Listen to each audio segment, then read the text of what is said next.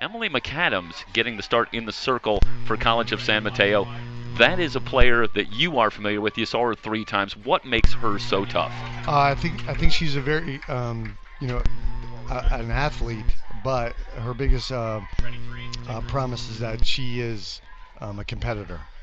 And we're underway with McAdams in the circle. Candace Halliburton leading off for Mount San Antonio College. We will start to set the lineup for you as we go along. Also set the defense. It's a quick turnaround here. We continue to race the weather in Bakersfield this weekend.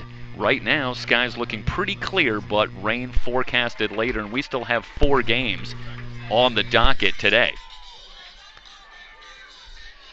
1 ball and 2 strikes, the count on Halliburton.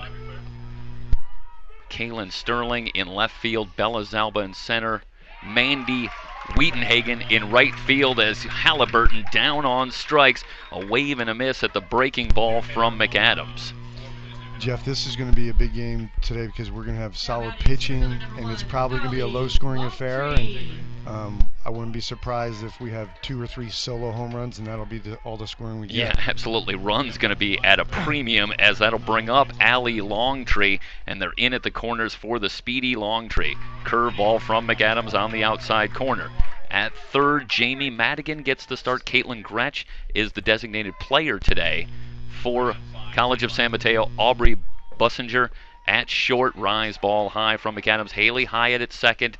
Ali Sarabia, who had the dramatic walk-off home run on day 1 for College, or I should say on day 2 for College of San Mateo. She's at first base.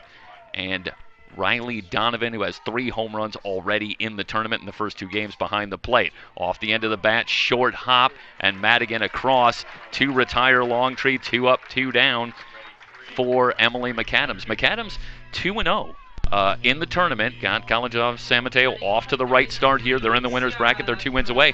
But she's been less than dominating. 16 hits, or I should say 16 innings, 17 hits. Allowed 5 walks, only 4 strikeouts. But she gets the 2 wins. Is that part of what makes McAdams so tough? Is that kind of grittiness to be able to get it done when she's not overpowering? Yeah, absolutely. Because you're playing better competition. You're gonna see better hitters. So it's gonna get tougher and tougher, especially in today's matchup. So she's gonna have to battle. And that'll bring up the hero from yesterday, Ciara Granado. A walk-off home run in the game against Palomar to move Mount SAC to day 3 here and the winner's bracket. And now, of course, just to set the stage here, the winner of this game goes directly to day 4 and will be just 1 win away.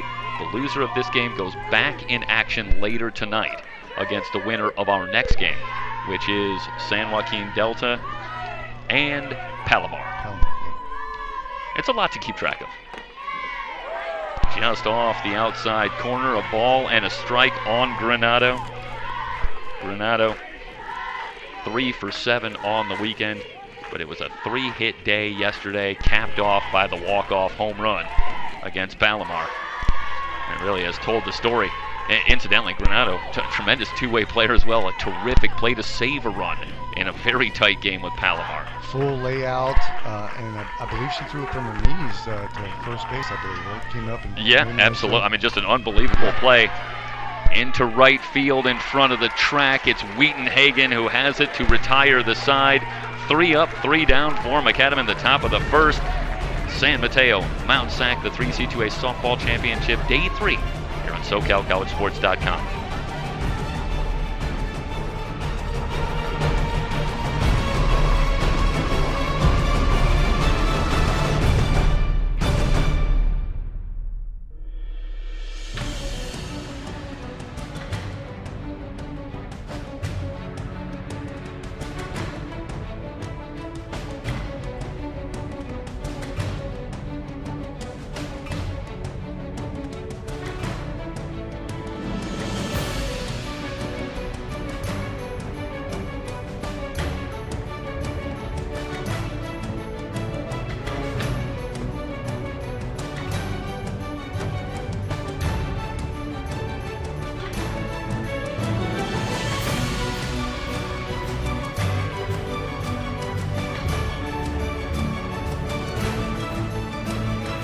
Mount San Antonio College, and that's Brianna Wheeler And for those that maybe haven't had a chance to join us over the first 2 days, Player of the Year, Brianna Wheeler, been so dominating.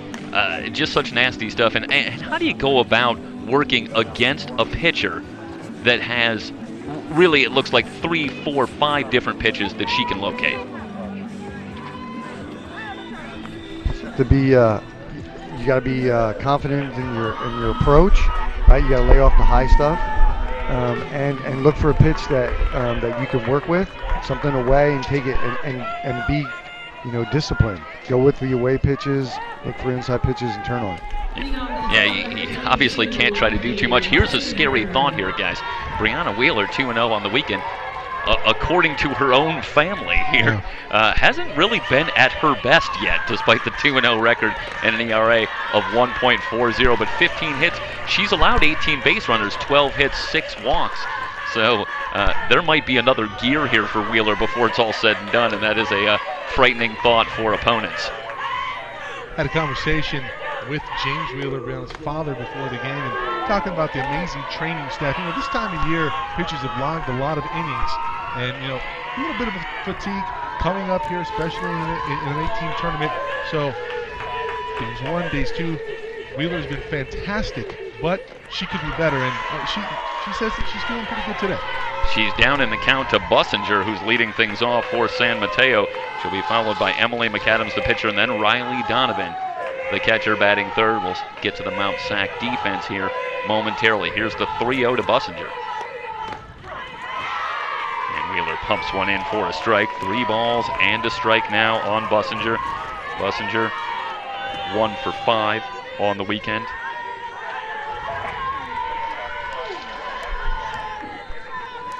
Three and 1. Here's the pitch. Rise ball, and Bussinger lays off. Wildness certainly not a problem statistically for Wheeler throughout the season, but that is her 7th walk now in 2 starts and 1 batter. Sometimes there's an adjustment period. These are our best umpires in the state at the JC level, and you could be getting used to a little bit wider zones. Now we're at the state tournament. The zones are a little bit more natural, so they have to make an adjustment a little bit. I'm glad that you mentioned that, John. Behind the plate, Justin Allen. The first base umpire, Doug Trout. Third base umpire, Guillermo Villanueva today. This is McAdams. Takes a pitch for a strike. No balls and a strike on McAdams, who will look to slap from the left side. Tries to drag one up the first base line, but it's foul. And now McAdams in a hole, no balls and 2 strikes. Coach, I know you're familiar with the San Mateo a little bit. Why are they so good at the plate? What makes them so effective? Well, they played the speed game on bases, and they have so much power in their lineup that, and it's not just 1 or 2 hitters. It's the whole middle of their lineup right there. Diavola on the ball up the middle, able to get the force at second. No play at first on McAdams, so a fielder's choice puts McAdams aboard. But that was a ball that could have been trouble. Watch the replay here as it's off of Wheeler. And I think Wheeler just got enough of this here. Slow it down. Yeah, you talk about the power. How about 6 home runs over the first 2 games for College of San Mateo? Yeah, you get the next 4 hitters that can take the ball out of the ballpark. Yeah, 3 of them right here with Riley Donovan. Big swing and a miss. There's the change from Wheeler. Just incredible power in this tournament. We were talking about Sarah Fisher from Palomar. She's due up next. They will face San Joaquin Delta in game 3 on the day, weather permitting, of course. Yeah. Starting to get some of that usual Bakersfield heat that we're so used to coming up here. Snap throw down to first, and Gutierrez just able to snag that one and keep it from going into the right field corner. I believe it was Sterling and Sarabia that went deep yesterday in the win over San Joaquin Delta for San Mateo. Now, Riley had another one. She's had one in each day. So Sorry, didn't mean to shortchange her. Right. Sierra Granado at third, Quinn Diavola at shortstop, Gabby Estrada at second base, Vicky Gutierrez at first. Drop ball, runner breaks, throw down on a hop into shallow right. McAdams going to head to third. Rounding third, they're going to send McAdams home, and she is safe. Wow. So a stolen base and a throwing error. And McAdams has College of San Mateo on the board. Well, we'll talk about the 6 home runs certainly, but how about that for small ball? Right, absolutely. Coach Borg, what she did right there, she forced Mount SAC to play defense and forced the envelope, confidence, and Emily McAdams running the bases. And, early in the game, you could take chances like that. Coach, that's something that is shades of 2017. We saw a walk-off 0-0. Yeah. It was Cypress who went undefeated throughout the entire slate that year, but it was an error similar to that. There was a play on the infield, I believe it was a bunt, came around all the way from second. Yeah, it was a bunt, and there was a thought that maybe it was foul, and meanwhile, Cypress didn't stop running. Head in the game, never stopped. In on the hands, jam shot into left for a base hit. That's the strength of Riley Donovan right there as Wheeler busts it inside, but Donovan still with the muscle to get it out to left field. Coach, what's the approach as a hitter when you have Brianna Wheeler in the circle? You know that maybe she doesn't have her A stuff, but the book she's been trying to saw off bats inside, and we see incredible bat speed from Donovan on that at bat. So what you do right there, you look inside, expect the ball inside, and then if she throws it away, then you go with it. First pitch to Wheaton-Hagen, and Estrada able to bring it in behind second base. On the play, Donovan able to get back. So 1 pitch and 1 out to Wheaton-Hagen. Now 2 down. Donovan at first, and Sarabia coming to the plate. And as you watch the San Mateo batters, you'll see them if they get out. They'll come through the batter's box, and they'll tell the on-deck batter or the double-deck batter what pitches they saw during their at-bat. And that sets them apart from everybody else. In there for a strike to Sarabia, 2 for 7 on the weekend, but who's going to forget one of those two, the walk-off home run in the victory back on day 1 against Fullerton.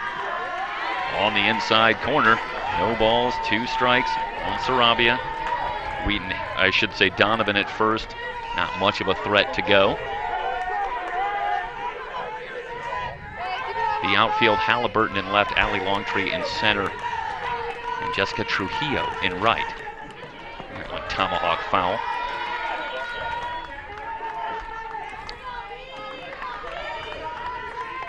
No balls, 2 strikes on Sarabia. Caitlin Gretsch, the designated player, would be next. If Sarabia can keep it alive, the Bulldogs on the board. Stolen base and a throwing error. Emily McAdams going from first all the way home for the lone run. On the infield, Diavola under it and has it to retire the side. College of San Mateo grabs the 1-0 lead. 1 run, 1 hit, 1 error, 1 left on base. Through 1 inning, 1-0 Bulldogs here on SoCalCollegeSports.com.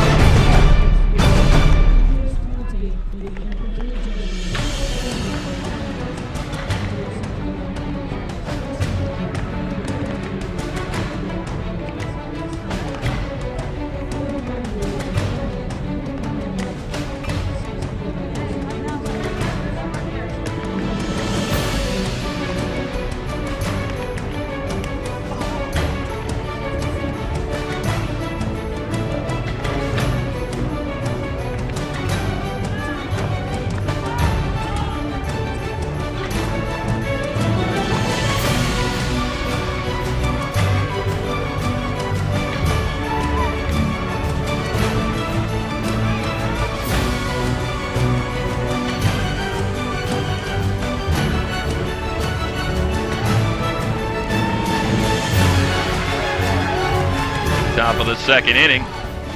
San Antonio College coming to the plate, 1-0. San Mateo grabs the early lead. It'll be Vicky Gutierrez, Adriana Ramirez, and Jessica Trujillo due up against Emily McAdams. And you take a look there at the lone run in the first inning. A sensational individual effort from Emily McAdams on the base pass.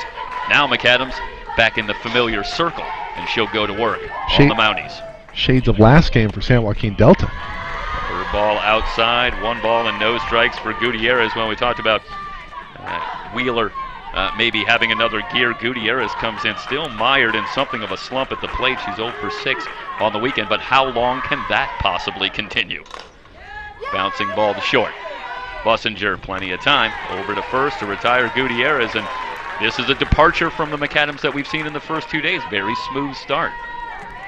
Yeah, absolutely. If she's able to get her defense to do a lot of the work for her, it'll make today's, this game much easier for her. This would be an ideal time for a particularly dominating outing if you're a College of San Mateo fan. She comes in 32-1. She's been outstanding all year long, to say the least, but this the biggest game of the year, no doubt. Just outside, a ball and no strikes to Adriana Ramirez, the Mountie catcher. So in the previous game today, switch home plate umpires, that was a strike. Now that's a ball right now, and that ball was in the river. Ramirez still hitless for the weekend. She's 0 for 6. Now the Mounties really over the first 2 days, it's been a lot of Brianna Wheeler, of course, and some very timely hitting. Perhaps no team has been more clutch in a couple of very close games. In fact, a 6th inning home run by Quinn de Avila to break a tie score, and then a walk-off home run in the victory over Palomar. So it's been timely hitting. Can't deny a champion. Defending state champs looking to defend their throne here, and we saw timely hitting a year ago versus Palomar well, it wasn't a walk-off, but pretty much. Yeah, absolutely. That was Vicky Gutierrez. Who you said, Jeff, if memory serves, last year wasn't Vicky in a slump leading into that at bat? I don't recall, but I remember that we had talked about what the strategic implications might be. And then Gutierrez went downtown. That one cued foul. 3 balls, 2 strikes the count on Adriana Ramirez. But it's scary to think about playing a team that's winning games and maybe not at their best in some ways. When they're dangerous like that. I mean, San Mateo has 2 losses on the year, so. That one outside to Ramirez, and a 1-out walk, and that'll bring up Trujillo. Boy, how about the gauntlet to win the championship here? You talk about Mount SAC, just Palomar yesterday, and what's their reward? Now they get College of San Mateo, and probably another very tough team, San Joaquin Delta, playing great baseball, or potentially Palomar for the loser. Yeah, the rest of the way is not going to be easy by no stretch of imagination for anyone. Rise ball high to Trujillo.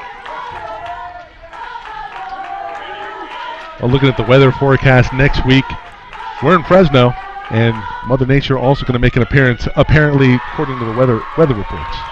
2 balls, no strikes on Trujillo, who's 2 for 7 on the weekend.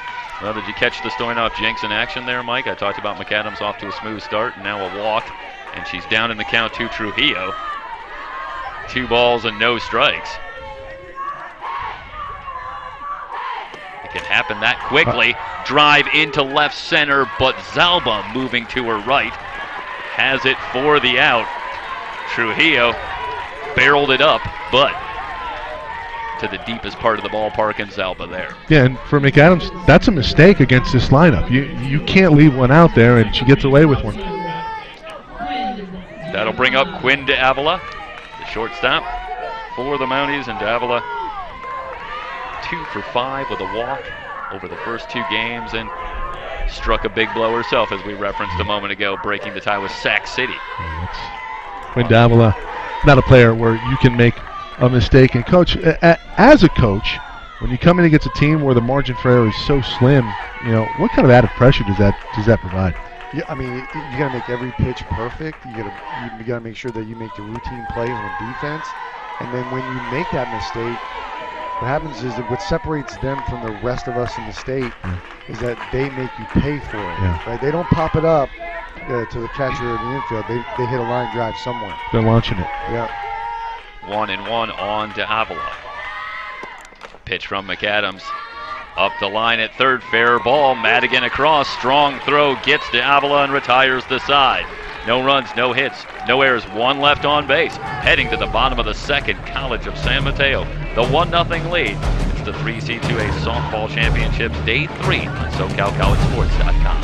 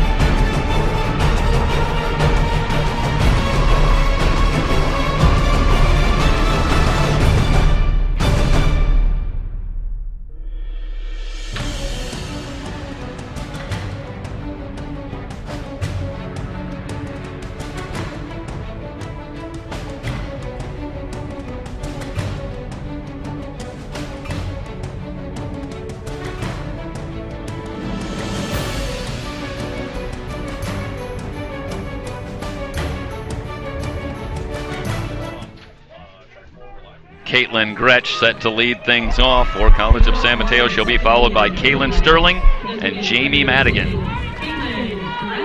Gretsch moves from third base to the designated player position for the game today. They've moved Gretsch around in the order this weekend now. Take her out of the field, and we're trying to get her jump started this weekend. Taking a look at the numbers, she's 0 for 6 over the first 2 games. Change on the outside corner of Beauty, 1-1 to Gretsch.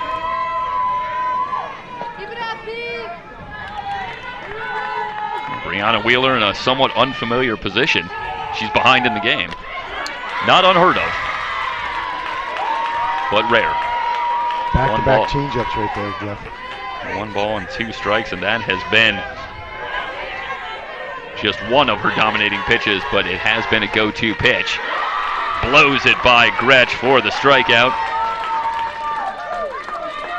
That's one of the positive things for Brianna this weekend. What she's been doing is she's been changing the eye level of the hitter and changing the speeds. So she goes back-to-back change-ups for strikes and then goes to a rise ball for strike 3. 26-1 with the 2 wins this weekend on the season for Wheeler. And fouled back to the screen by Sterling. I believe the one loss came versus Palomar, if memory serves. One of those wins versus San Mateo. Sterling, one of the many hitters for San Mateo who has homered this weekend. That one came yesterday. Bunted foul. No balls, 2 strikes quickly on Sterling.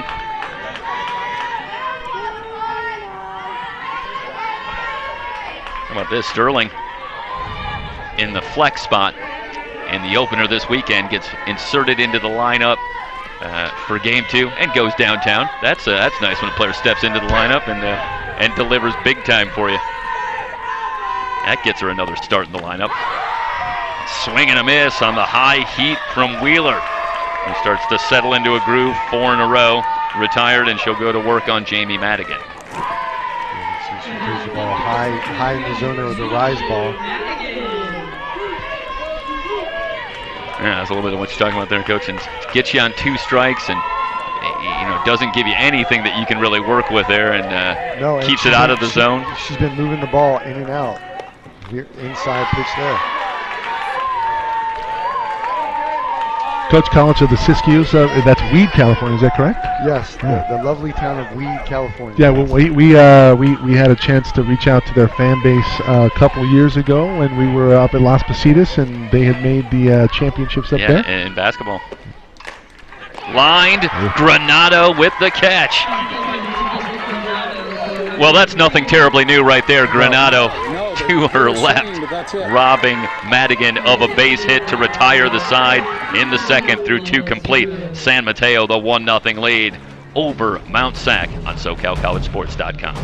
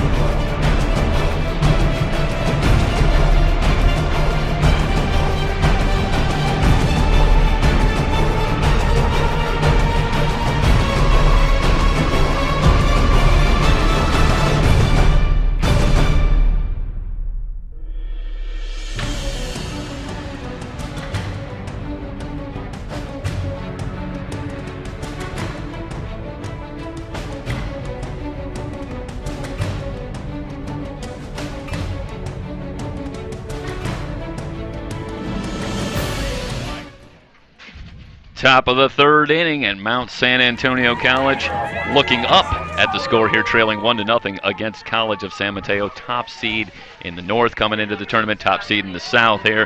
Perhaps no big surprises as we welcome back John Cox, head coach, College of the Siskiyous. And John, Emily McAdams, one slight blemish with the walk to Ramirez, but solid through 2 innings. And what are you seeing from her in the first 2 innings that's got her hitless through 2? So she's fallen behind a little bit, but because she's a competitor in the circle, she's going to keep battling, and she's letting her defense do the work. Soft line drive, but Hyatt right there. Estrada retired for the first out here in the 3rd.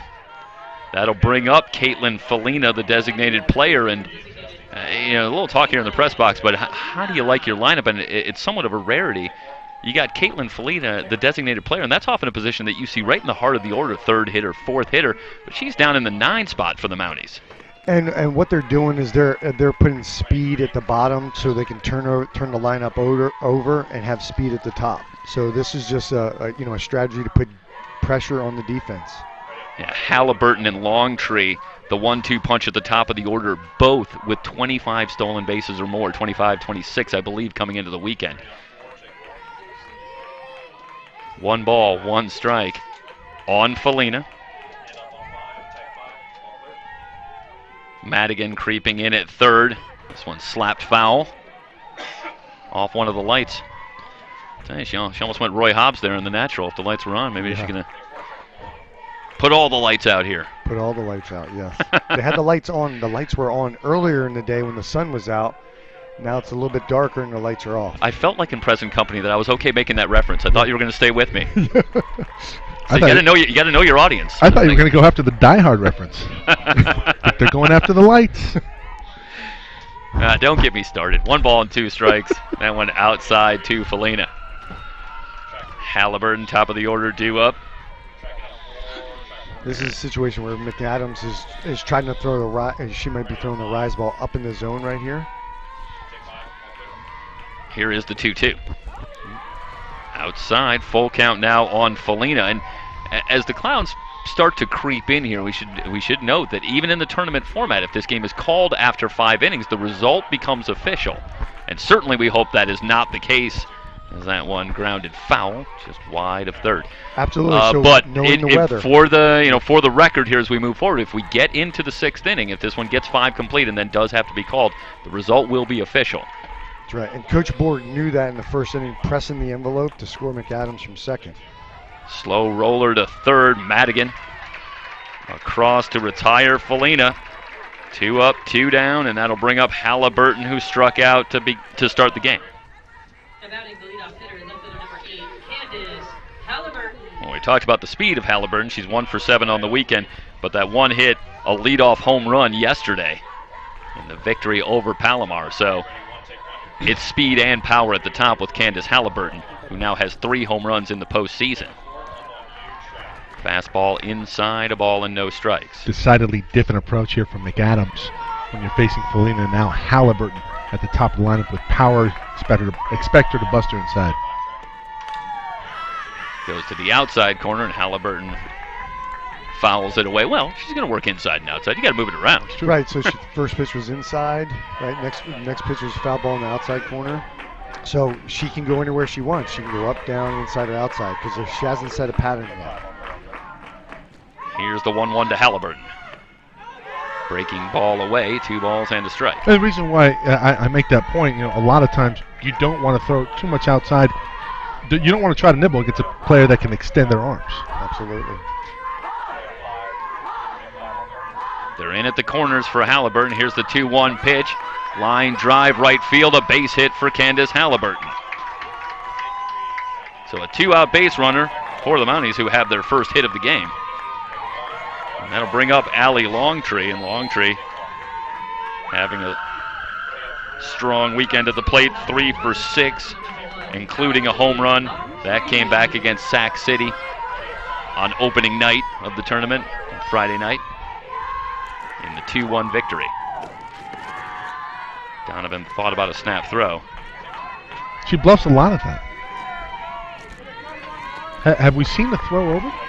We've seen one, but I don't know if it was Riley Donovan. I do seem to recall one throw down. I saw a throw to third. On the weekend so far. Here's the 1-0. Third base, yeah. A little bit low. 2 balls, no strikes.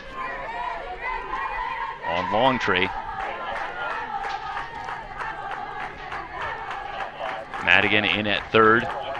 They play Longtree straight away in the outfield. Line down the right field line, just foul. So you see right there with 2 outs and a 2-0 count, a 2-0 count there. Coach Ruby puts her runner in position, expecting a good pitch for a hitter. And a lot of times, what happens at the JC level, right? Most hitters take that pitch, and now instead of getting a good swing, putting a good bat on it. Here's the 2-1 to Longtree. In the hole, Bussinger backhands, but she'll never get Longtree at first. An infield hit for Longtree. 2 on, 2 out. Ciara Granado coming to the plate. So they're putting so you got a tough situation right here, but you got 2 competitors going against each other right here. I would have much rather seen Bussinger right there throw a pump fake instead of attempting to make a throw that you weren't going to get a runner out, and where you may make a mistake and put runners at second or third, or even give up a run. Right. Danger zone here. Maybe you could fool the runner at second. Yeah. Is that part of that? Yeah. Halliburton might go too far off second and you get a play. First pitch to Granado popped up on the infield. And this will get the Bulldogs out of the inning as Madigan squeezes it to retire the side. The Mounties threaten but come up empty. No runs, 2 hits, no errors, 2 left on base. Heading to the bottom of the 3rd, College of San Mateo and Mount SAC. The 3C2A softball championship here on SoCalCollegeSports.com.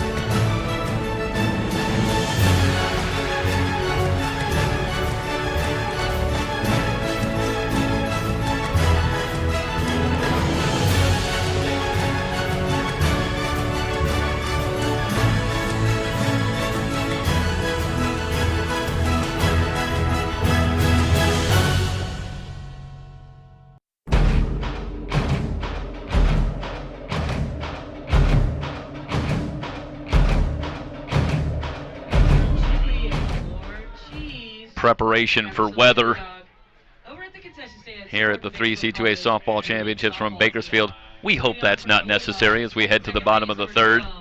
San Mateo leading it 1-0. Haley Hyatt will lead things off, and then it'll be the top of the order. Bussinger and McAdams due up against Brianna Wheeler. First pitch on the outside corner, no balls and a strike on Hyatt. Left-handed slapper in the 9-hole.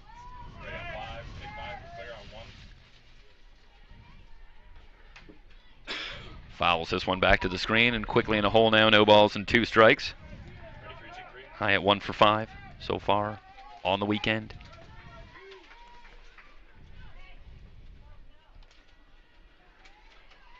Infield creeping in at all 4 positions. Here's the pitch to Hyatt. Again back to the screen.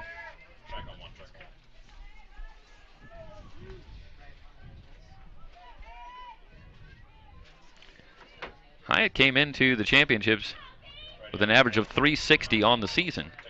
Another one of those effective 9 hitters, and that's so important when you have so much potency as these teams do at the top of the order. Slow roller back to the circle, and Wheeler able to get Hyatt by a step. That's what makes San Mateo so tough. There's not an easy out in their lineup or on their bench, right? So they bring someone off the bench to pinch hit, or they flip-flop as it starts. There's nobody easy coming off the bench at all. Bussinger walked her first time up. First pitch from Wheeler, changeup. That's called strike 1. 43-2 on the season for San Mateo. I gotta tell you guys, the record for Mount SAC, not much worse. 42-5. Curveball fouled away. No balls, 2 strikes quickly on Bussinger. 3 of those 42 wins are against us. And they did it with speed, power, pitching, defense. Well, that's been not too far off the recipe here at the championships as well in the first 2 days. Seen a little bit of everything, most notably the long ball with 6 home runs in the first 2 games. But they can beat you in a lot of ways, no question about it. A ball and 2 strikes on Bussinger.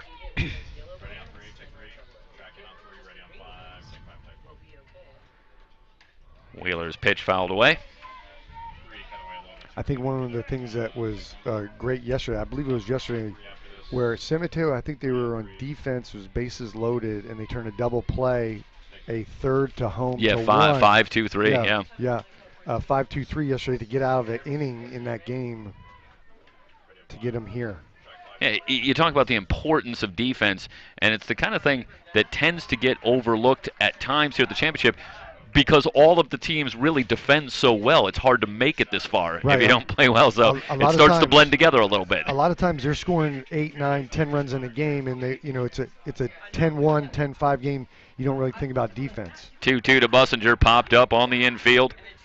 Estrada under it and has it for the out. Many teams come here with great offenses, and what happens is where they fail to succeed is when they have to play defense in crucial situations. Yep. So I think we've been 8 or 9 games, and of the 8 or 9 games, 8 of them have been decided by 1 or 2 runs or less. Now, without knowing the specifics, or putting you on the spot of the specifics of this, the loser of this game, is it a no-doubter that we'll see Wheeler or McAdams in the circle for the game tonight? Would you be very surprised if you didn't see them come right back? One hopper to short, quickly on it. Diavola able to get McAdams by an eyelash at first to retire the side. 3 up, 3 down. We'll get back into that when we come back. Heading to the 4th inning, 1-0 College of San Mateo. You're watching the 3C2A Softball Championship here on SoCalCollegeSports.com.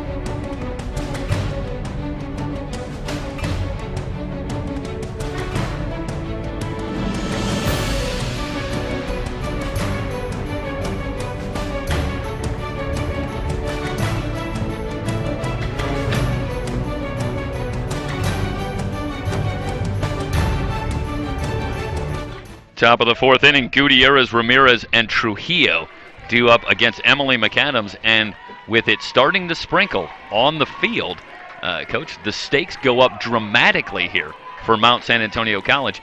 If they're losing after their at-bat in the 5th inning, this can become an official game. Absolutely. So, I wouldn't be surprised if they play a little bit of a small ball here if they get somebody on base. Well, okay, hold on one second. I want to just double-check one thing here, and so it does have to go. It has to go the full 7. It does have to go the full 7. Okay, good. Then, yeah, because we have been led to believe. Okay, so let's correct that now. It'll be a delay, but the game is not considered official until it goes full 7. So good. It's still a lot of drama here. I'd much rather watch. I would much rather watch these teams play a 7-inning game. That struck me as a really tough break. That's a terrible way to lose. That's right. If you make it this far and you don't get the full 7 innings. So Many thanks to Andrew Wheeler, to George Matagakis, director of the championships. Terrific play by Bussinger to snare that ball. She's got no play on Gutierrez, who gets her first hit of the championships on a bouncing ball up the middle. So a base runner aboard for Mount San Antonio College, but do want to, again, pass along the thanks there for the clarification. So for anybody watching who might have been unsure on the exact rule, as we were, it is official game only, 7 innings. Otherwise, the game will not count. That one high and tight, and they're going to say that got Ramirez. The bat was up there as well, but a quick call from Justin Allen, who had a great view, and this is going to be a hit by pitch. And 2 on now with nobody out. So what happened was San Mateo anticipating a bunt. They throw the ball up and in to get a pop-up or a foul ball, and she got it up too high and in. So here's the same situation right here. Would not be surprised if they square the bunt here and San Mateo throws it up and in again, expecting a bunt. Trujillo, the batter, flied out to center her first time up. McAdams out of the circle quickly will get Trujillo, but the successful sacrifice puts runners at second and third with only 1 out, and Quinn Diavola due up for Mount San Antonio College with an opportunity to strike another big blow on this weekend. Yeah, absolutely. So right now, San Mateo is we got with 1 out, runners in second and third. They're gonna hopefully get a fly ball here, a ground ball. Looks like the middle infield is playing back, so they're gonna maybe succeed a run and get an out. Yeah, Gutierrez at third. You keep an eye on her on a potential play at home. They are in at the corners with Madigan and Sarabia. First pitch, a strike to Diavola. Diavola grounded to third her first time up.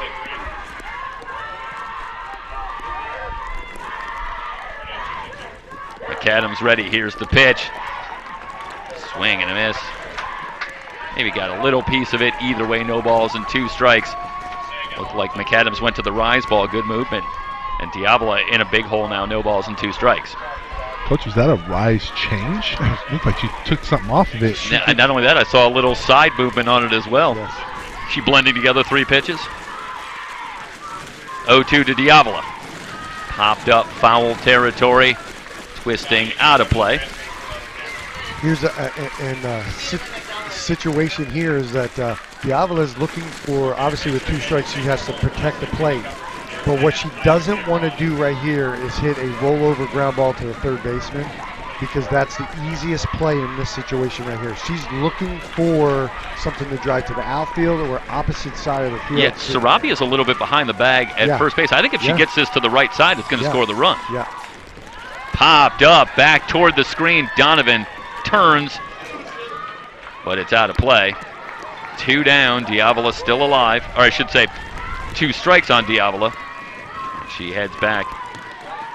1 out, runners at second and third. The Mounties trying to tie this one up or better here in the top of the 4th. Kind of good decision here. Coach Ruby brings Diavola over. Probably is talking to her about the same things that we were talking about. Hey, look for your pitch right here. You got 2 strikes. You got to protect. Okay, put the ball in play. Challenge the defense. You got. I mean, the wind is blowing left to right really hard here. So you're going to put the ball in play in the air, and you're going to challenge the defense with Mother Nature right here. Curveball away. Well, in 19 1/3 innings here at the championship, Emily McAdams has just 5 strikeouts, but number 6 would be massive here. She could come up with it against Quinn Diavola. It would be huge. 1-2 pitch. Popped up, Bussinger on the infield for out number 2. Well, might not have been a strikeout, but just as good, I think, if you're Emily McAdams. Right, absolutely. And like we talked about with her being a competitor, she got 0-2 and she threw 1 ball, and then she kept pounding the zone. Foul ball, and then got a pop-up in the infield. Gabby Estrada lined out her first time up. Hitless on the weekend so far, but a big opportunity here. Curveball outside.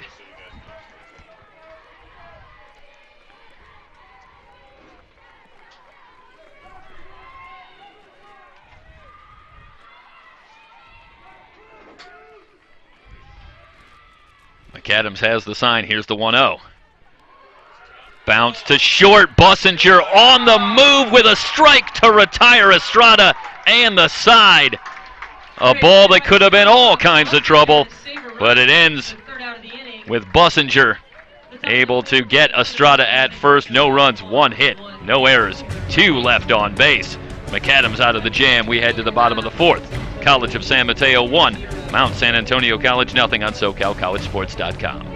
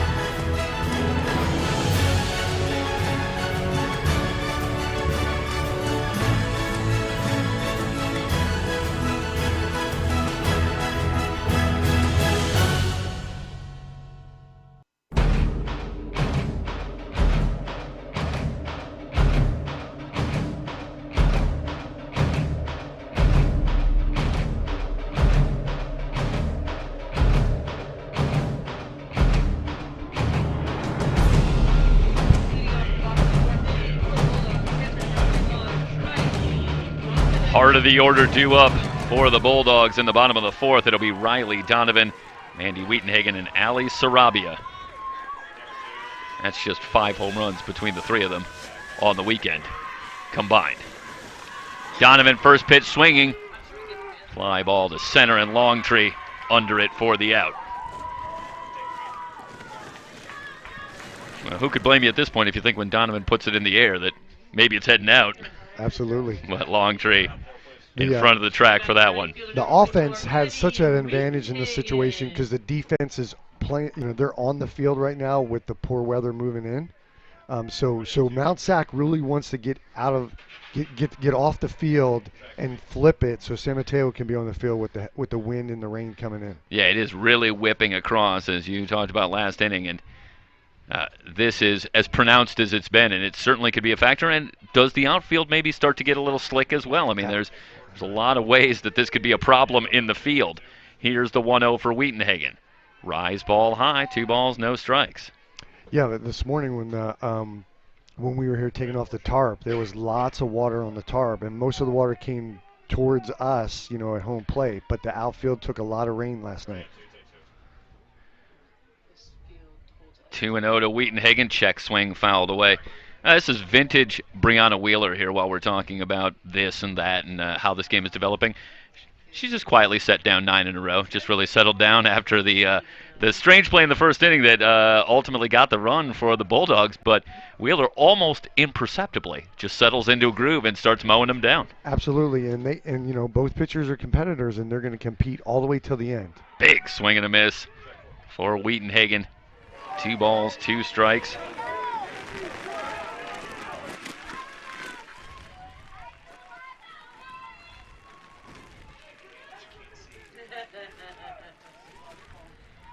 Wheatenhagen back in the box. We're ready to go. 2-2 pitch fouled back.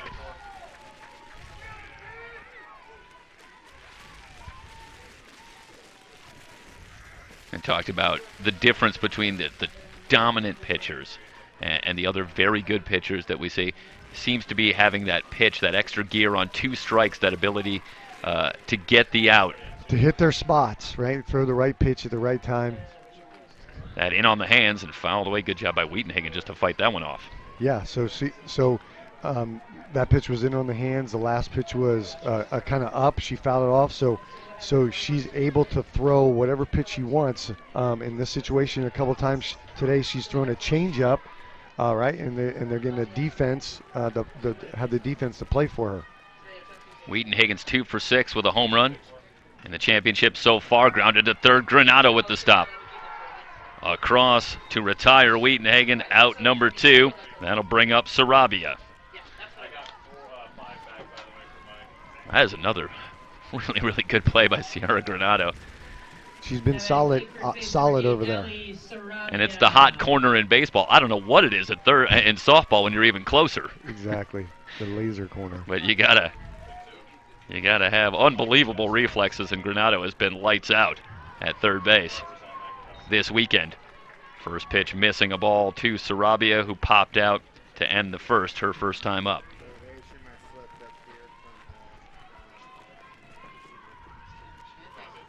Wheeler kicks and delivers. There's the changeup outside, 2 balls and no strikes.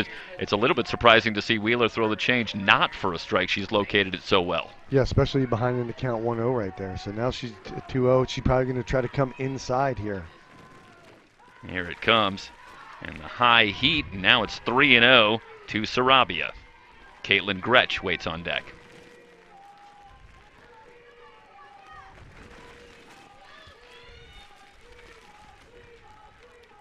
Wheeler ready. Here's the pitch.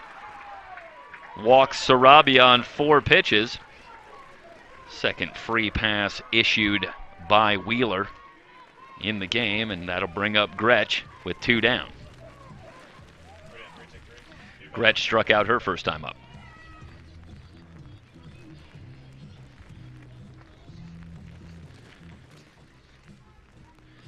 San Mateo on the season, and you referenced when you played them the power, the pitching, and the speed. 137 steals in 145 attempts on the season coming into the championship. So obviously it seems that pretty much anything's possible in this situation. Yeah, absolutely. They run the bases really well, and a lot of times, sometimes their stolen bases are in first and third situations where they're challenging the defense, making them make a play, and they have the confidence in it. And here, if there's any kind of base hit to the outfield, I wouldn't be surprised if San Mateo challenges the outfield with the wet conditions and send a runner to third base. It's exactly what we saw in the first inning with McAdams on the stolen base, throwing error, and then comes all the way around from second on the ball into shallow center field. First pitch fouled away by Gretsch.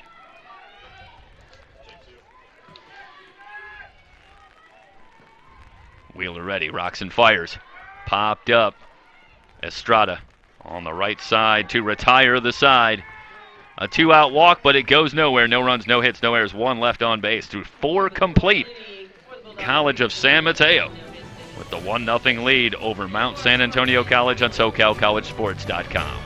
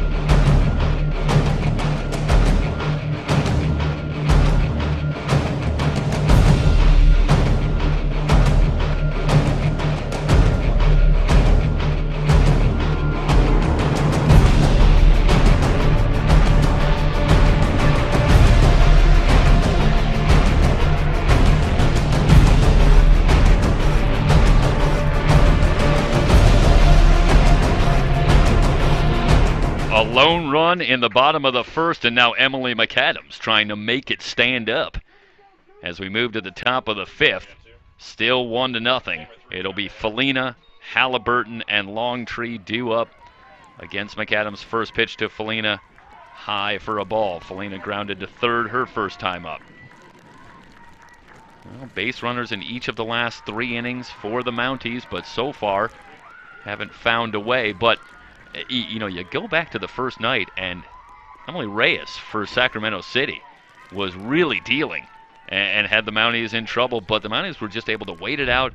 Really, 2 solo home runs were really about the only blemishes on Reyes in the game, but they are so patient. Yeah, she was in control the whole time, and their confidence level is sky high, even when they're tied, in a game. Now Felina walks on 4 pitches. So the leadoff hitter aboard again for the Mounties. Second inning in a row, and Felina with good speed at the bottom of that order. And you've got a lot of danger here with Halliburton and Longtree coming up. Yeah, speed, but still at the same time, now you're playing with the conditions here. I would expect a bunt as well. Halliburton came into the weekend batting over 400 at 406. Puts this one down in front of home plate. Madigan quickly on it. Halliburton safe at first. Boy, that was a bang play at first. Yeah, bang play. That high bounce on the first really got her, gave her opportunities. And we will get another look at this. There's the big bounce. You see Madigan quickly on it. Safe. She was safe. That is your classic tie goes to the runner right there. That is about as close to a tie as you were going to see. Foot and ball, and Halliburton. Expect it again with Granado on deck. Makes it 2 on, nobody out. Longtree puts it down in front of the circle. McAdams this time able to get Longtree at first for the out, but Halliburton and Felina advance. Second and third now, only 1 out. They had this exact situation an inning ago, and McAdams was able to wriggle out with a pop-up and a ground out to get out of the inning. She'll have to do it again against Ciara Granado, who comes in swinging a hot stick. Right, and look, if you keep giving Mount SAC opportunities, that eventually they're going to break through. McAdams ready. Drop ball low, 1 ball and no strikes. Granado's 0 for 2, flied to right and popped up.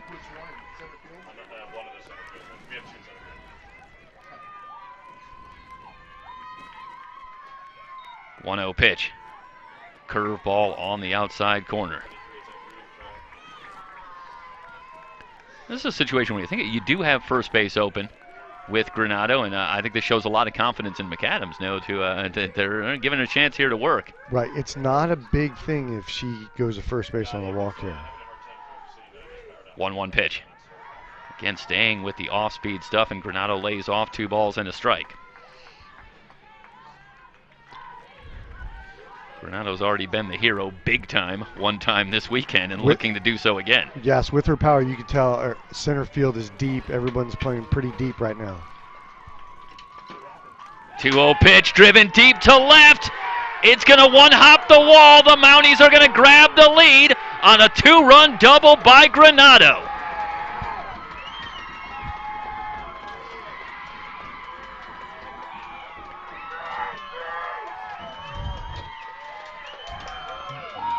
Arms extended and a rocket out to left field. 2-1 pitch right there, and she got all of it. Hit a line drive straight, 1 hop off the fence back there. So the Mounties flip the score. Now they lead it by 1. Runner in scoring position, still only 1 out, and Vicky Gutierrez, who reached on an infield hit her last time up. And of course, fans need look no further than just last year for Gutierrez delivering a major blow in a big moment in the championship win over Palomar, a 3-run home run late in that game to give the Mounties the lead. They're going to make some changes here. Have a pinch runner at second. Yeah. Raven Spencer will come in to run for Granado.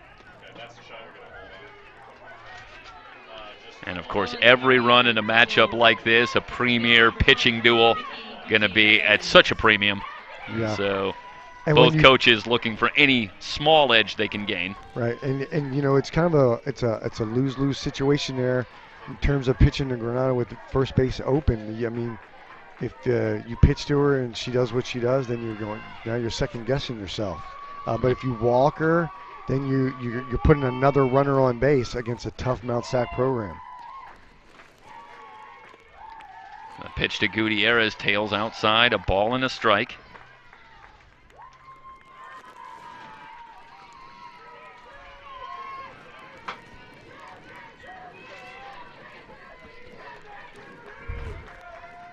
McAdams ready, has the sign, rocks and fires. Breaking ball away. 2 balls and a strike. The count on Gutierrez, who's 1 for 2.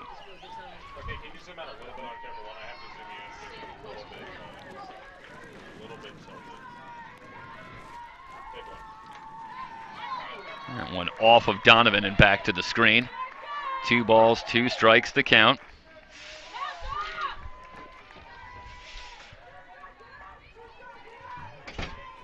Good cut for Gutierrez.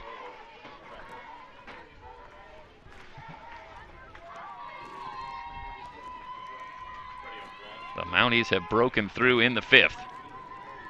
On a 2-run double by Granado. Sky high into shallow left. And it's Bussinger.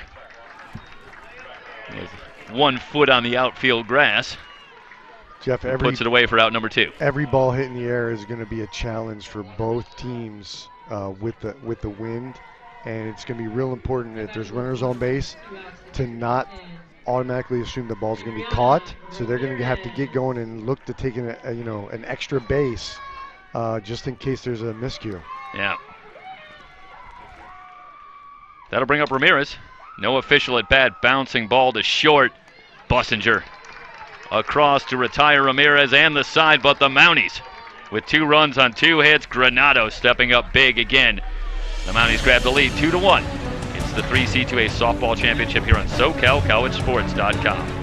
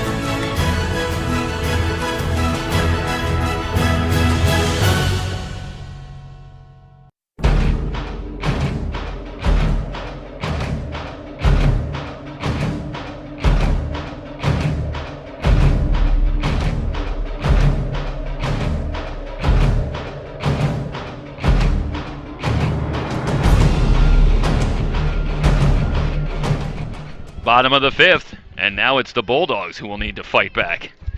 With Sterling set to lead things off, followed by Madigan, and then Haley Hyatt. Bottom of the order due up against Brianna Wheeler. San Mateo has been here before in this tournament, so they're confident that they can get a runner on base, tie it up, or take the lead here. Yeah, they went to the bottom of the 6th on day 1 against Fullerton, trailing 4-3. Took 1 swing from Mandy Wiedenhagen to take care of that. They eventually won it on the Sarabia walk-off, but indeed, they have faced adversity, and now will again. No balls and a strike on Sterling. Pops this one up and out of play.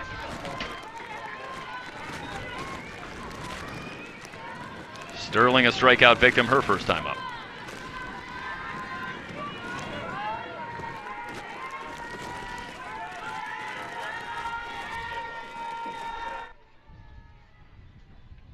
The 0-2 pitch. Rise ball popped up. Ramirez will watch that one sail out of play. This is where you wonder about not just the talent of Brianna Wheeler, but the championship experience. She was here last year, finished it off for the 3C2A title a year ago, and now sees the finish line in this one with the lead. This is and who you want in the experience circle. really play Yeah. a role in a situation like this. Just missed on that pitch. A ball and 2 strikes to count now on Sterling. Take one more look at that one. And I'm going to say just a bit outside. Called strike 3. Wheeler fans Sterling to start the 5th. Back-to-back change-ups, right? Just missed on the first change-up, and then comes right back with the same pitch, but gets it a little on the plate for strike 3. That'll bring up Jamie Madigan, line to third, robbed of a base hit by Sierra Granado, her first time up. Breaking ball again outside.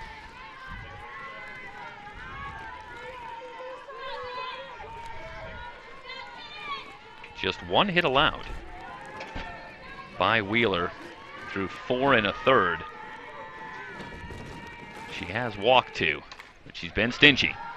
High pop on the infield, Diavola tracking it and has it for the out. And similar to Bussinger, and you see there, if you need an illustration of the wind here, watch Diavola on that one. She starts out maybe about 2/3 of the way to third base. She ends up near the bag by the time she makes the catch. She covered a lot of ground. I think she covered all the parts of shortstop she needed to. Yeah, you see here on the replay. Thanks, Emery.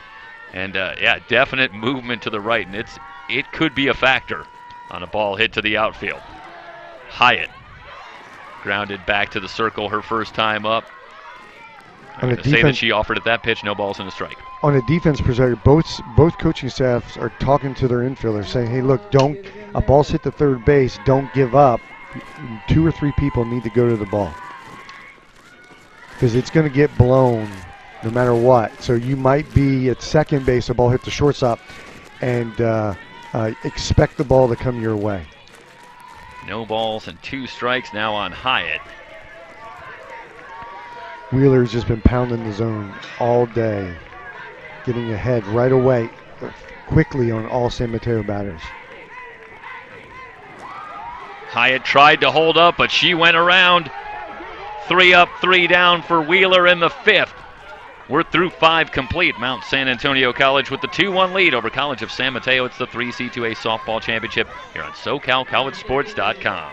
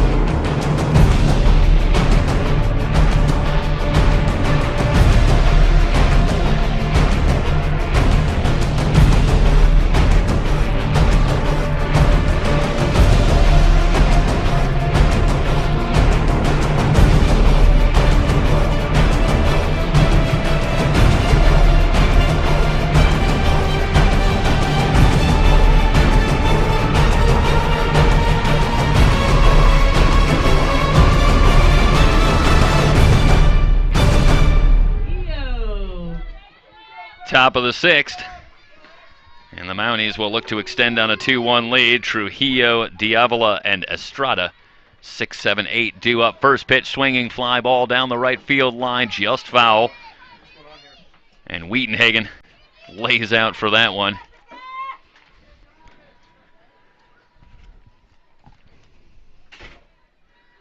Can't quite come up with it, but you got to love the effort.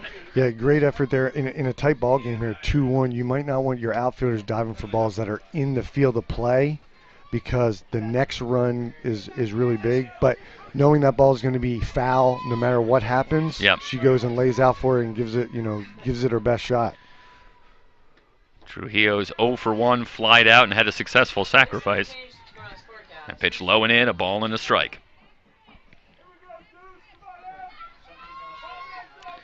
There is a look at Jessica Trujillo, right fielder for the Mounties. Fastball inside, 2 balls and a strike. On Trujillo for her part, McAdams scattered 5 hits over 5 innings. Giving up 2 runs, trails this one 2-1 as she works in the 6th. Rise ball high, 3 balls, and a strike on Trujillo. 32-1 with the 2 wins here at the championship for McAdams on the season. Curve ball away, leadoff walk, and 3 straight innings now with the leadoff hitter aboard. And how much can you get away with that mistake? Last inning, it came back to burn Emily McAdams. Yeah, I think she's pressing a little bit. Coach Borg sees that, so she's going to call time and go out and talk to the infield. They're going to talk some strategy. Yeah, I mean, with the mild weather and 1 game each day, it's 21-plus innings now for McAdams, but that really shouldn't be. It should not be a fatigue issue. One wouldn't think. No, absolutely not. She, right now at this point, she's done all the physical stuff that needs to get her through this point. This is more of probably a mental thing right here. So the Coach Borg goes out there, talks to her, calms her down a little bit. Hey, we're look for a bunt here in a situation. Let's get the out, okay? Yep. But you're our girl. Yep. You're our girl in this situation, and as we've been saying with both pitchers today, they're both competitors. She's not going to give in right here. She's going to fight. And that'll bring up Diavola, who's 0 for 2, grounded out and popped out. Infield in at the corners. They're expecting the bunt from Diavola. Pulls back. Pitch in there for a strike. So Trujillo at first.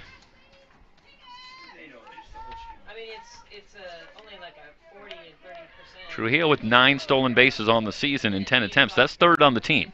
So good speed at first for Ruby Rojas. There she goes.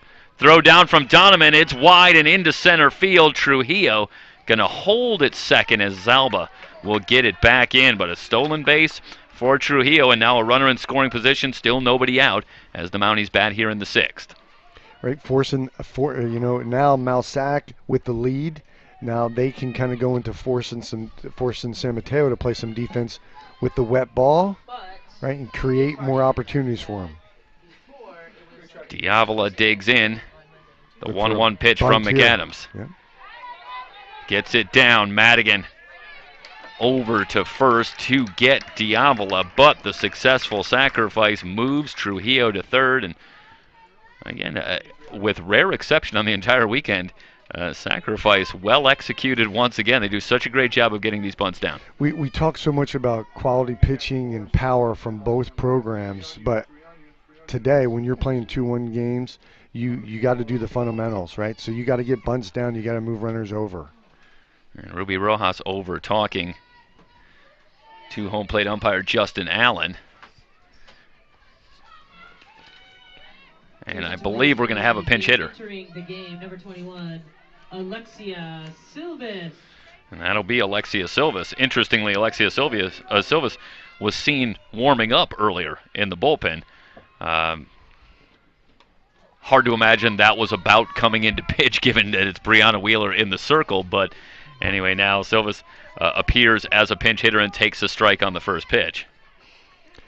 So with her warming up in the bullpen, you're thinking that she's going to come in the pitch later on this game. Now with the pinch hitting right here, the strategy has changed for Mount SAC. So they feel like with her being on the bench, now she's more important to them as a hitter than a pitcher. No balls and 2 strikes quickly on Silvas. McAdams again doing it with some good defense behind her. Only 1 strikeout on the game here as the Mounties bat in the 6th. Infield is up. Bussinger's a little deep at short. Rise ball just high. 1 ball, 2 strikes on Silvas, I should say. McAdams really wanted that pitch. She might come back with the same pitch. Here it comes. Got her. Took a little something off. Fools Silvas. Big time strikeout for McAdams, and listen, if this one does happen to go the other way, it's a remember that moment right there. Right, so I think she only had one strikeout leading up to that point, right? Yep, that's just her second on the day, and what a time for it. Right. And that'll bring up Caitlin Felina. Now, of course, the other side of that, if you're Emily McAdams in College of San Mateo, you got to finish the job here. So often you lose your focus a little bit here, you come up with a 2-out hit, and it's all for naught. There's no time to celebrate the second out. You got a tough hitter coming up to face you. Felina 0 for 1, grounded to third and walked. Up in the zone. 2 balls, no strikes, and you think, well, you got 2 bases open here, but you don't want to work to Candace Halliburton in this situation here. You want to go after Felina in this situation, don't you? Right. If Felina gets on or walk, now it creates more offensive opportunities for Mount SAC to create another run. Even with 2 outs, you can put runners in motion. Bouncing ball, Madigan on the big hop across to retire Felina. McAdams wriggles out again. No runs, no hits, no errors. 1 big runner left on base. We head to the bottom of the 6th.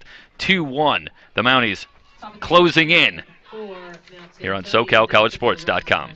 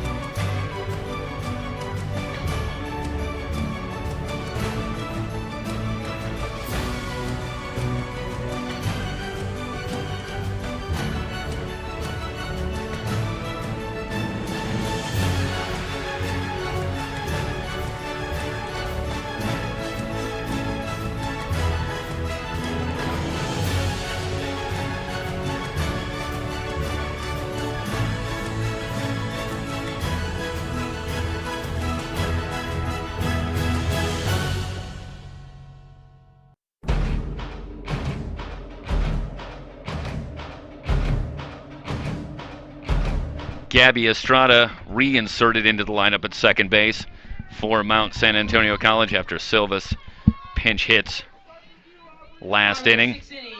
And now the Bulldogs come up here. Time running down. You're down to 6 outs, but you got to be feeling good after you got out of another jam here. 1 swing of the bat, and it's a tie ball game here. And the top of the order due up with Aubrey Bussinger, who ropes that one just foul.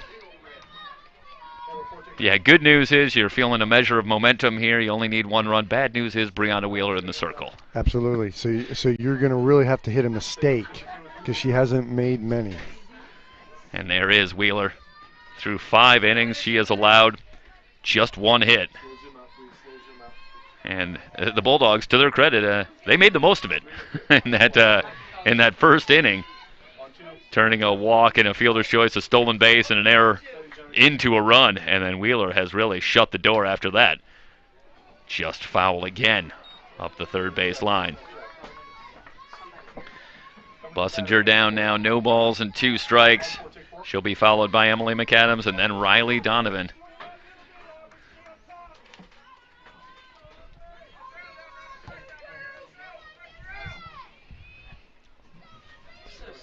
She's been pounding the zone, so we're going to see what they want to do right here. If they want to go inside, if they're going to go away. Here's the 0-2 pitch. They go up. Rise ball high, and Bussinger does a good job to lay off. Sometimes teams get into certain patterns, right? They throw an up ball here, so you know, if you're a thinking hitter, you might be thinking change up right here and adjust to something else. 1-2 pitch.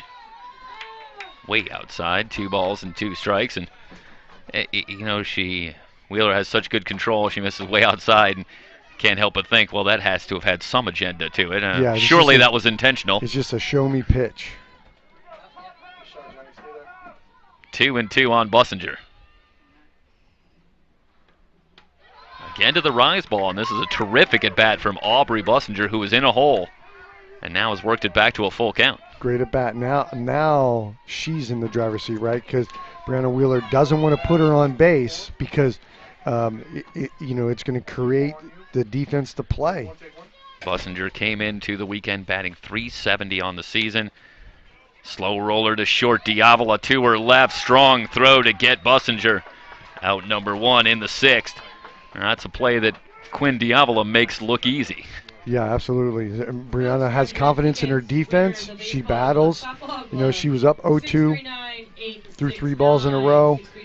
Okay, came back inside and letting her defense do the work. That'll bring up McAdams. Soft liner, Granado positioned well for the out. 2 down quickly in the 6th, and that'll bring up Donovan. Donovan, monster tournament so far. She's 4 for 9 with 3 home runs. If you're a Bulldog fan, 0 for number 4 right here, but wind blowing across, but I feel like in this sort of cold, heavy air, it's not going to be easy to get one out of here. No. But, you know, with her strength, we've seen her hit 3 home runs in this tournament, all to left and left center. But with wind blowing out to right, she's big, tall drink of water. She can hit it at oppo. Yeah, absolutely. That will function to sort of knock a ball down to left field. Mm-hmm. So maybe one more straightaway or to right field. Quickly 2 balls and no strikes, and now for Wheeler, a measure of danger here with a dangerous hitter at the plate and a 2-0 count. 2-0 pitch. And Donovan had a big cut, fouls that one back. I think Donovan wants that pitch back right there. I think she missed her pitch. Yeah, it was up around the eyes, but yeah. That's a pitch that she can go up there and get.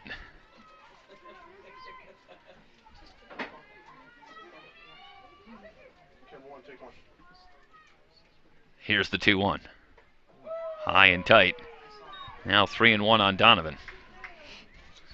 Mount San Antonio College in the championship game 2 years ago.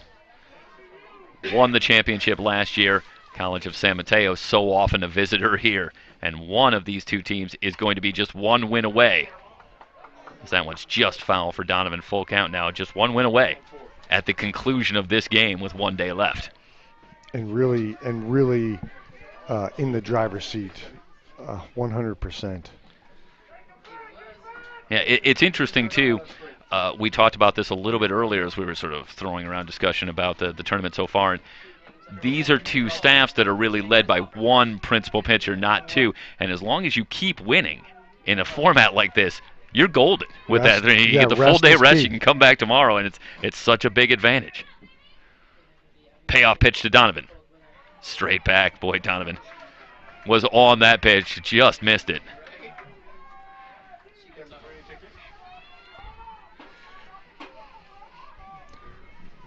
So Mount SAC staff sees that, good quality pitch there.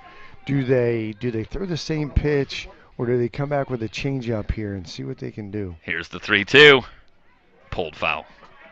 Looked like she took a little something off. Yeah. Changeup right there.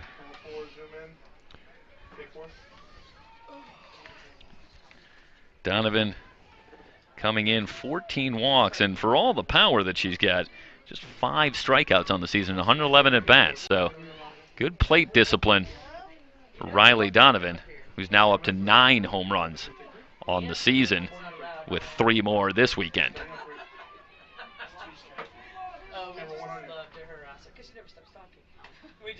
3-2 pitch. Again fouled away. I believe this is pitch number 9, I want to say, in this at bat coming up. 9 pitches, yeah. Yeah, approaching the double-digit at bat here for Donovan. I can distinctly remember when we played San Mateo earlier this year. I think Riley Donovan had 2 at bats where she had 11 or 12 pitch at bats. Kept fouling off the pitch that she didn't like, and I believe we walked her both times. If she swings a bat, she's making contact, she's fouling it off, and then she's got a good enough eye where she might be able to get a walk out of this. Wheeler rocks and fires, and Donovan just got a piece of it and then went down. She'll get to her feet. That was off the ankle. That feels so good. So good. Yeah, it's hard to, we'll get a look at the replay there, and there you see it, and comes down kind of awkwardly, and that can't be fun. And she'll get up and try to walk that off.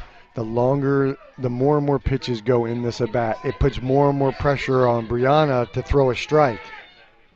And you've got Wheatenhagen, double-digit home runs on the season waiting on deck.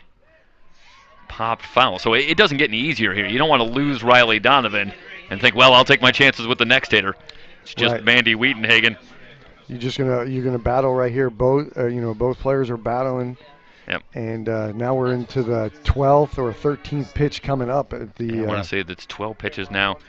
Wheatenhagen with 13 home runs on the season after a home run against Fullerton on Friday. Here we go again. Fouled off one more time. Well, when you're telling the story of this matchup, you got the great pitcher in Wheeler. You have the big bat in Donovan that's been leading the team through 2 wins this weekend. So that's the matchup you're looking in. Here it is, and it's living up to it so far. Right. Wheeler against Donovan. The two players that have been helpful in both their successes up to this point. 3-2. Into left field. Long run. It's going to drop in for a base hit. Halliburton will get it back in as Donovan wins the battle against Brianna Wheeler, but Brianna Wheeler still looking to win the war. That's right. Best case scenario right there. 14 pitches, and that'll bring up Wheatenhagen. And as I alluded to a moment ago, for Brianna Wheeler, you can't lose focus here. 13 home runs for Mandy Wheatenhagen. You can't take a pitch off right here. Yeah. San Mateo is probably going to make a pinch. They're going to switch out. Yeah, they'll run for Donovan. Don't see any movement yet to it, but Coach Borg out talking to Justin Allen. And here comes the pinch runner. And that'll be Juliana Sansano, who will come in and run.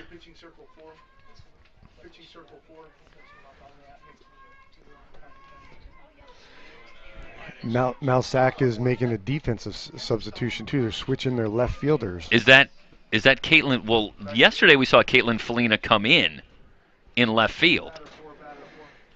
And I think that's a defensive thing with a better arm.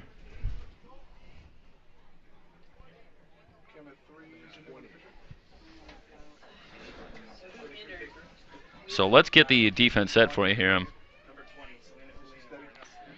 Your attention, please. Defensive change entering the game. Caitlin Felina. So Felina will come in left field. Entering the game for Donovan at first base, number 5, Juliana Sansano. So Sansano will pinch run. Felina, the designated player, comes in, so it's just a position switch for Halliburton in left field. Right. And we saw it's clearly Ruby Rojas do this yesterday. Because Halliburton's speed, you really want her speed in the outfield. But this is clearly a defensive strategy, possibly a better arm in left. Yeah, that's right. Was the prevailing theory as we watched this play yesterday. Play where you may have a possible double, you're going to have a possible play at the plate on anything that's hitting the gaps. No balls and 1 strike on Wheatenhagen. Wheeler rocks and fires. Fastball on the inside corner. No balls, 2 strikes quickly on Wheatenhagen.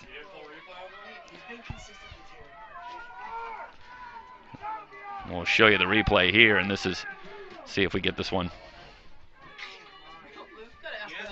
Meanwhile, back to live.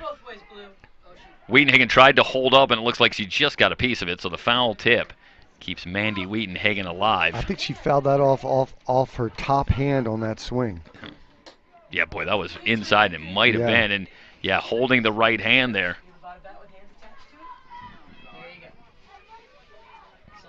So the Bulldogs getting beat up this inning, doing it to themselves, but right, yeah.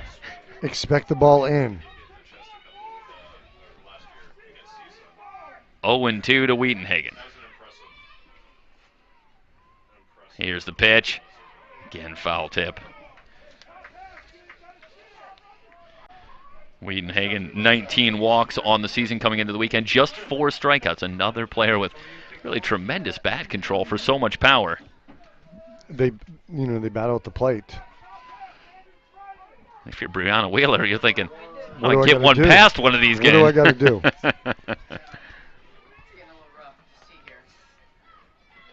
0-2. Press box problems as everybody's sitting out there in the rain and Tried the curve. Sansano breaking for second, has the stolen base. Longtree quickly on top of it to get it back in. So Sansano steals second, and now the potential tying run in scoring position.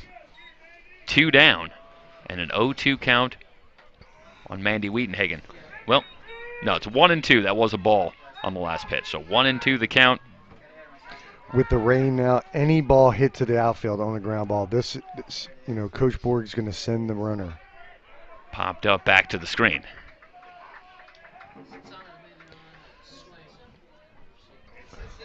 Interesting, saw Sansano go on contact, and obviously with 2 outs, she'll get a great jump. She will get a great jump. They run the bases very well with speed, and any ball that's going to be hit to the outfield, the outfielders are really going to have to come up and make a good throw and not try to, muscle up on it.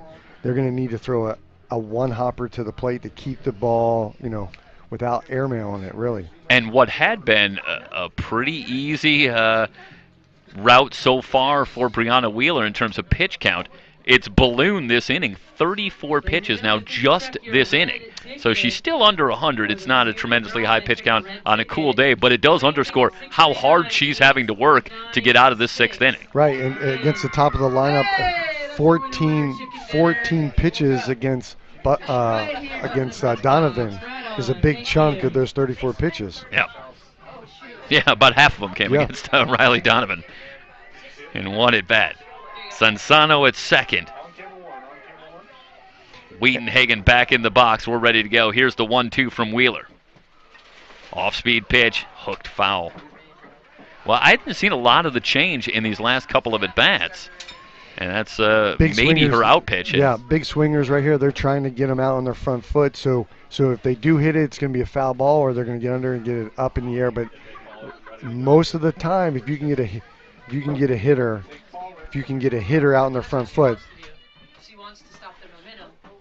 So she's trying to come out here long enough to stop things to get it to rain hard because she's trying to kill their momentum. And now Ruby Rojas out to talk to Justin Allen, and of course there's all sorts of speculation about hidden motives and what Ruby Rojas might be doing. Yeah, absolutely. You get a look at the Mountie dugout getting behind Wheeler. Curveball just outside. 2 balls, 2 strikes on Wheatenhagen. Wheatenhagen 0 for 2 in the game, lined out and grounded out. And she's fouled off pitch after pitch after pitch. And now she's even the count at 2-2, right? So back into her favor. Wheeler ready. Here's the pitch. Lifted into right. Moving over on the run. It's Trujillo who's got it to retire the side. The Bulldogs put a runner on, but can't bring her around. No runs, 1 hit, no errors, 1 left on base through 6 complete. The Mounties with the 2-1 lead over College of San Mateo.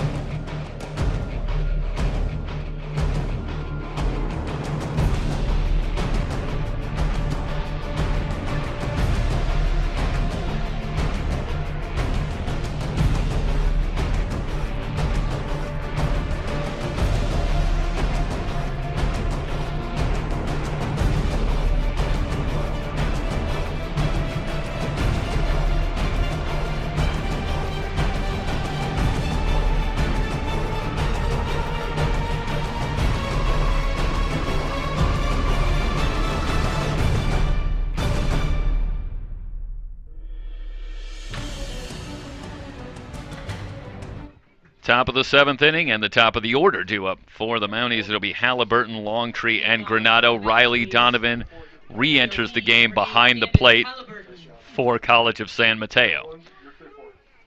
McAdams back in the circle, ready to work to Halliburton. First pitch, curveball away. Halliburton 2 for 3, a pair of singles, a run scored in the game.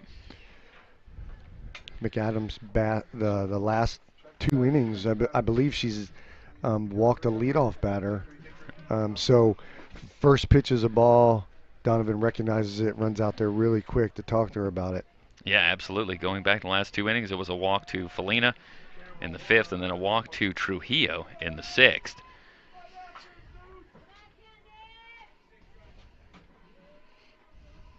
The 1-0. Halliburton swings and fouls it away. And obviously a lot of pressure on Brianna Wheeler and the Mounties to try and close out the Bulldogs in the 7th inning, but you got to believe the pressure almost equal for McAdams here. You certainly can't afford to give up a run here against the top of the order. No way, because you know who's on double deck here, right? You get Granado, who's due up third, and if there's someone on base, you know it's prime location for her to clutch up again. The 1-1 to Halliburton. Rise ball. Both these teams barely seen somebody chase a rise ball in this game on either side. Yeah, they great discipline hitting. Great discipline. 2-1 to Halliburton. Line, fair ball. Halliburton around first, going to head into second, and she's there standing up with a leadoff double. 3 hits for Candace Halliburton. Mountie faithful getting into it. And boy, that is exactly what you don't want if you're College of San Mateo against Brianna Wheeler. But the top of this order is so dangerous. So dangerous. And, you know, you kind of, if you're allowing runners to get on base at the top of the lineup all the time, you're going to live dangerously. That'll bring up Longtree. Takes a pitch for a strike. Longtree 1 for 2 with a base hit back in the 3rd. She really wants to move Halliburton over to third here. So she's looking for something that she can go to, away. Well, we saw Sarah Fisher. I want to make the point, but if you have first base still open when Granado's coming up, we saw Sarah Fisher intentionally walked 4 times yesterday for Palomar in their game. Is it time, do you think, possibly about intentionally walking Ciara Granado if you have first base open, taking your chances with Vicky Gutierrez? Yes. But we'll get to that after the Longtree at bat. But it is something you start to think ahead to. No balls and 2 strikes on Longtree.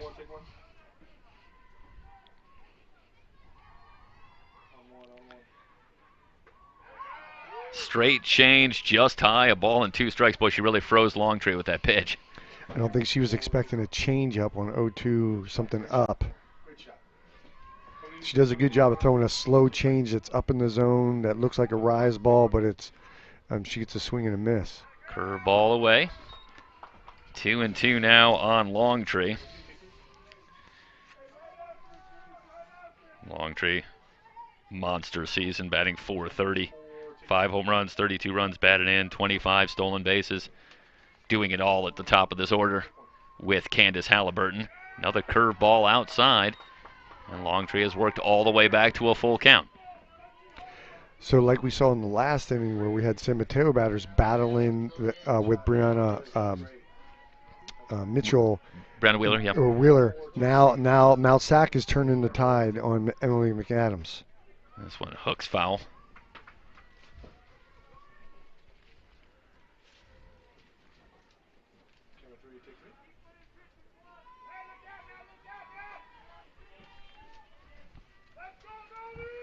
If you're Longtree in this situation, are you trying to go to the right side, see if you can move Halliburton to the third with 1 out? Now with 2 strikes, now you're just trying to put the ball in play. See that right there, slow roller. Slow roller to third, Madigan. A strike to first to get Longtree, but on the play, Halliburton alertly able to take third base. And you watch the replay here, and there's Halliburton, and that's just a great job. baseman number 3. Reading that play in front of her. Good speed. When you have speed on the bases, it creates so much more offense for you. And for those that wonder, in Halliburton's situation, how is she reading that play? What's she looking for from Madigan? As soon as she lets go of the ball, that's when she breaks, is it? Yeah, when she's pointing that front shoulder towards first base. The only thing that would get her is maybe a pump fake. But at that situation there, as San Mateo, you don't want to risk that type of defensive play. They are going to pitch to Granado at least at the start. First pitch misses for a ball. Halliburton at third with 1 down. Potential huge insurance run for the Mounties in the top of the 7th. Halliburton breaks for home, gets about a third of the way. I'll tell you, looking at how active Riley Donovan is behind the plate, that's a dangerous play for Candace Halliburton for a catcher that likes to pop up and be ready to throw so often. I don't know if Halliburton was thinking that there's a possible squeeze or anticipating a ball in the dirt. 2-0 pitch. Shallow center moving in. It's Zalba. Halliburton going to tag. Here comes the throw. Halliburton safe.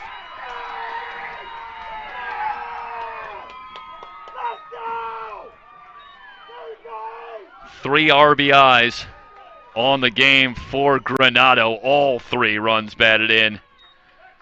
As McAdams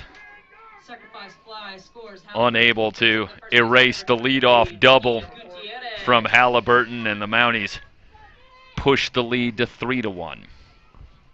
That'll bring up Gutierrez, who's 1 for 3 with the bases empty. That situation there, San Mateo's down, now 2, but I thought maybe Coach Borg might even, ask the umpires to check third base there to see if the runner left a little early. I thought when I looked at that replay that she might have had a step before the ball was caught. It would have been interesting. Let's see the possibility. Maybe we have that. Watch. Ooh, close. Yeah. Ooh, it's close. I wonder if we can almost freeze that. And that's a play we could revisit. Gutierrez with a swing and fouls it away. Nice job, Mike Cepeda, stepping in, producing the broadcast. See here if we get this. Boy. That's close. And see, it's not going to hurt you. Force the umpire to make a call. 1-1 on Gutierrez.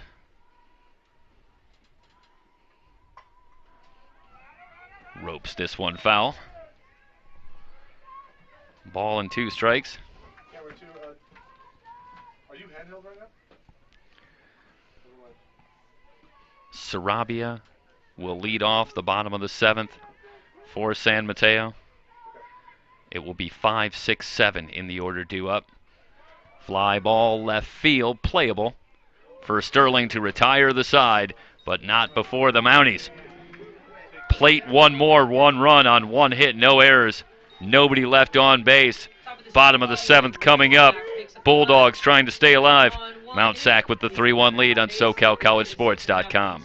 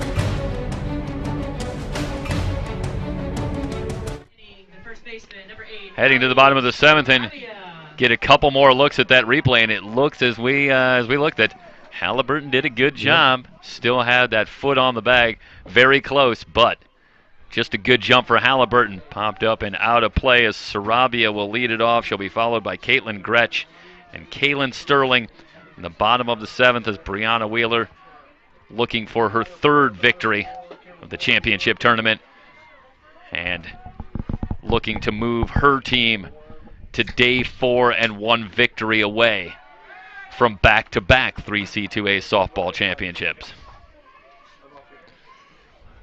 No balls, 2 strikes on Sarabia. Wheeler comes in after getting that insurance run and right away throws 2 strikes to get ahead right quick, 0-2. Driven deep to left by Sarabia, hooking, and it's just foul. Cleared the wall. Was waiting for a call. That was very close. Right, no. Okay. I couldn't, but my eyes are terrible, so that's okay. So a long foul ball for Sarabia, but it's harmless. No balls, 2 strikes. Change of beauty freezes Sarabia for the strikeout to start the 7th. That'll bring up Gretsch, who's 0 for 2. The designated player, number 10. Well, I'll tell you, for Sarabia, what might have been, she gave it a ride. Easily cleared the wall on the pitch before, and then Wheeler went even slower on the next pitch. Yep. Back to the change again, and a beauty in there for a strike. Now she's starting to locate that change up again.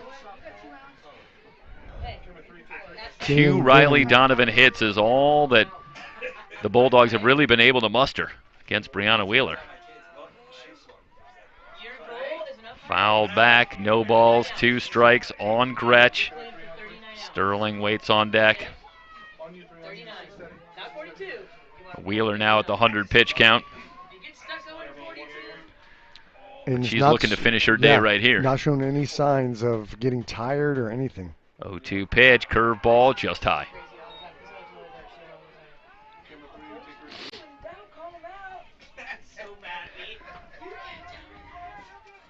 My best one though is when seeing 2 calls go against her in a game, and she's like, I get home when I'm at home. Line drive, center field, long tree there.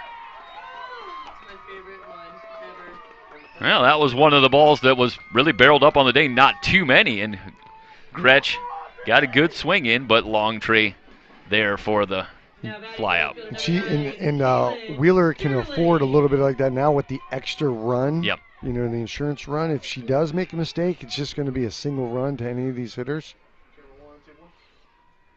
First pitch to Sterling. Back to the curve, in there for a strike.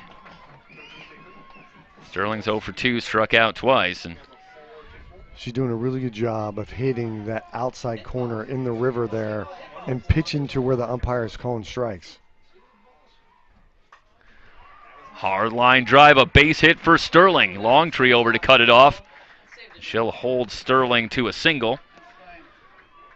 But who would have expected, of course, the Bulldogs so much success, such a gritty and tough team. They're not going away. They're not going away. This game's not over to them. And no.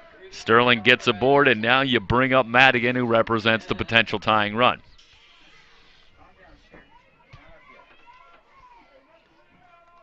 Two-out single brings up the third baseman, number 23, Jamie Madigan. Madigan is lined out and popped out.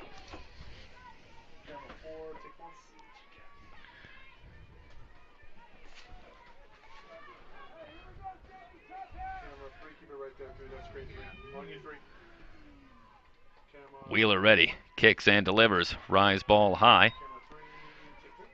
1-0 on Madigan. Haley Hyatt due to bat next if Madigan can keep it alive.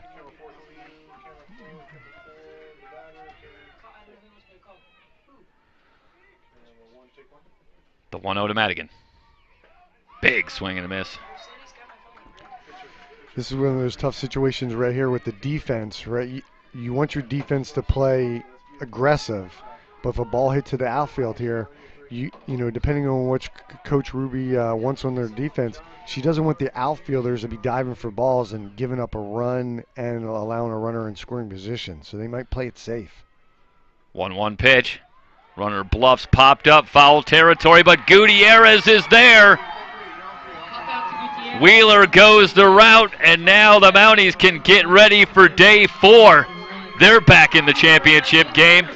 The Bulldogs have to regroup. Their day, weather permitting, is not finished.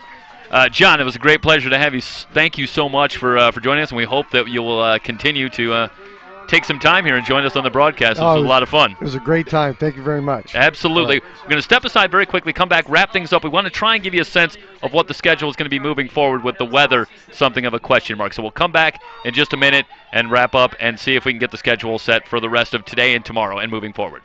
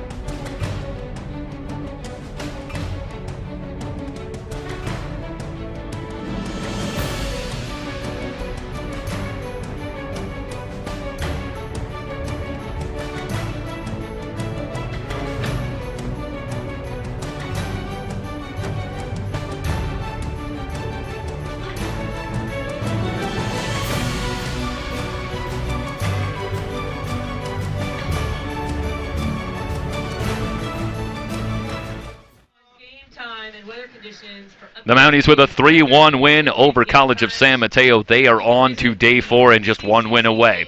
Let's start to set the schedule. What's going to happen now is we're going to wait 30 minutes here in Bakersfield to see how the weather progresses from here, see if this current rain passes and we can get the next game in, or if the decision will be made to suspend for the rest of the day. If the decision is made to continue, there will be a 20-minute warm-up for the teams. It will be San Joaquin Delta and Palomar due up next in an elimination game. If that game goes, they'll give them 20 minutes, so about 50 minutes from now is when our next game would start. But again, that is not a done deal. We have to wait about 30 minutes to check and see how the weather progresses from here. Couple of options for you. You can check our site. We'll try to keep you updated with whatever information we have at www.socalcollegesports.com. Of course, you can always check the 3C2A site, CCCAA sports.org. Go to the softball page, Tournament Central. They'll have updates there on the decisions made on scheduling moving forward. Either way, hopefully it's later today. Maybe it's tomorrow. We hope that you will continue to join us on SoCalCollegesports.com. Until our next game, we'll see you soon, everybody.